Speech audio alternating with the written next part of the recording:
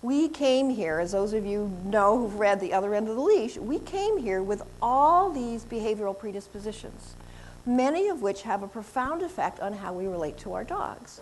So, how many of you have said your dog's name several times without telling them what you wanted? You know, Willie, Willie, Willie. Willie what? Willie what? What, right? Do that all the time. And then the repeated sit, sit, sit. Did you love the sit after the dog was sitting? Mika is asking us to please clear up our ability to communicate. Mika is saying, please, please. If dogs could give a seminar, if there was a dog standing up here, the dog would be like, for the love of God, would you just make things more clear? Because I am so confused over here.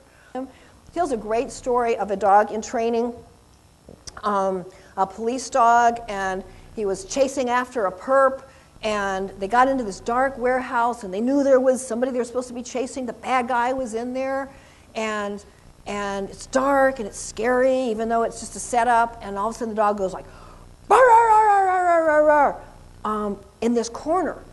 And, you know, like, turn on the flashlights, and, like, there's nothing there. And the voice behind him says, actually, I'm back here.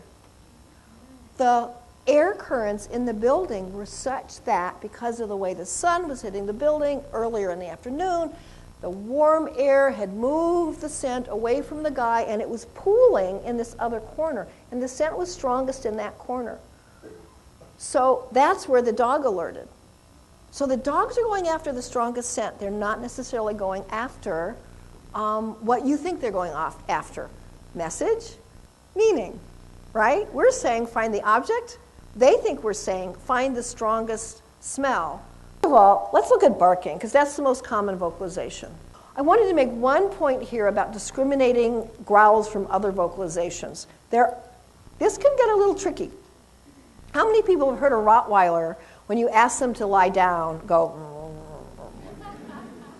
so is that a growl? Well, the owner always says it's not, right? I always thought it was, but I thought it was more the Rottweiler just sort of saying like, yeah, and your mother, you know.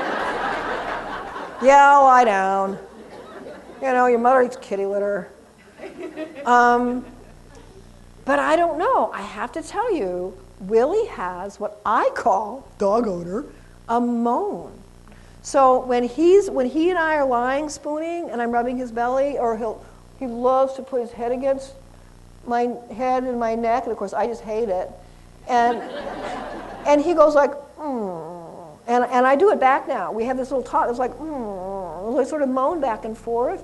And I was working in physical therapy. A lot of you know he had a serious injury. He's in physical therapy. And he lay down. He knows acupuncture, which means lie down on your side. And I said acupuncture, and she touched his belly, and he went, and she said, don't growl at me. She's very nice. She's very sweet. She said, oh, Willie, don't growl. And I said, like, that's not a growl, that's a moan. And they thought, oh my God, I sound just like all this. I didn't growl, I didn't moan. Let's switch. Let's talk about visual communication. So first of all, I want to just briefly talk, that is not a dog, just in case. This is you're not familiar. I want to talk briefly about what do dogs see. You know, we're always talking about visual communication and you know, what does that ear mean, and what does the tail mean, and what does that commissure change mean? But very rarely do I see people sort of step back and look at, well, what are dogs seeing, for heaven's sakes?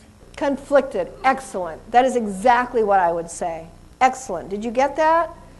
One of the things I've seen a lot, it took me years to figure this out, people would come up and say, I thought I understood this stuff, but you know, I have this client dog, and I can't read him because his commissure's forward, but his body is loose, or he's barking and growling at me, but his whole body is wagging. He looks friendly and then aggressive, and I cannot figure this dog out because his signals seem incompatible.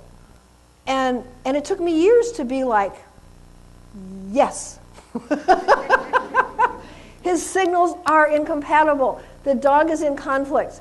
And those are the dogs that often have serious behavioral problems. Okay.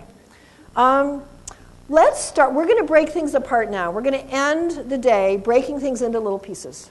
And for some of you, I want to say, A lot of you could do this yourself. A lot of you could be giving this talk about commissure and tail and whatever. Yay for you. Yay for all of us who can do that. I don't ever think I do this enough. Those of you who work with dog aggression cases would be very wise, and I know this is not a dog aggression seminar, I talk about it in the dog reactivity tape. Stuffed dogs are great tools.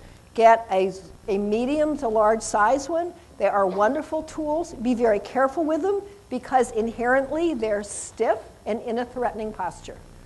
But you can tell a lot about a dog by how they respond to these things. Willie or Luke I had one in my yard when I first bought it.